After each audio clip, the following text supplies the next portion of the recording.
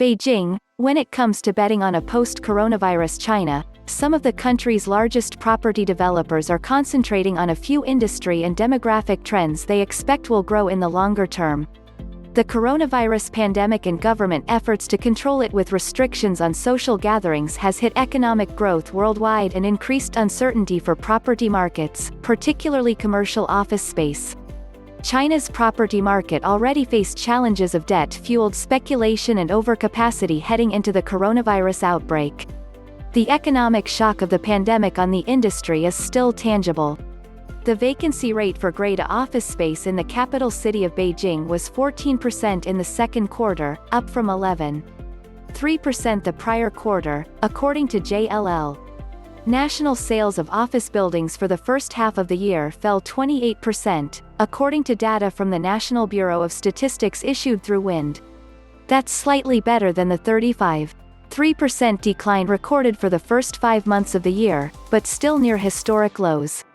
First half data indicates China still relies heavily on investment in property development, said Bruce Pang, head of macro and strategy research at China Renaissance.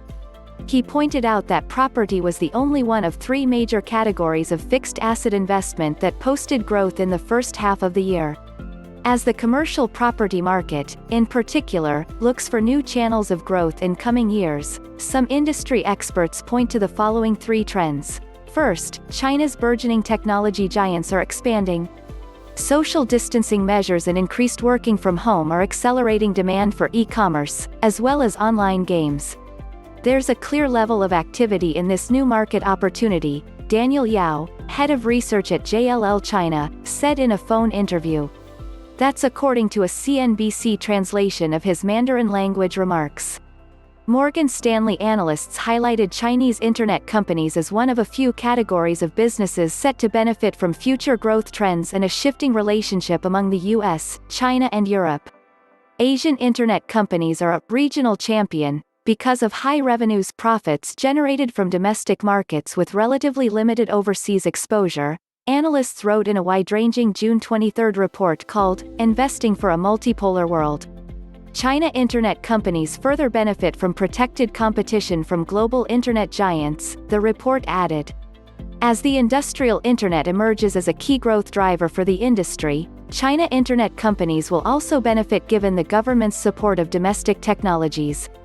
In the last 2 years, China has rapidly relaxed restrictions on foreign ownership of financial institutions in the country.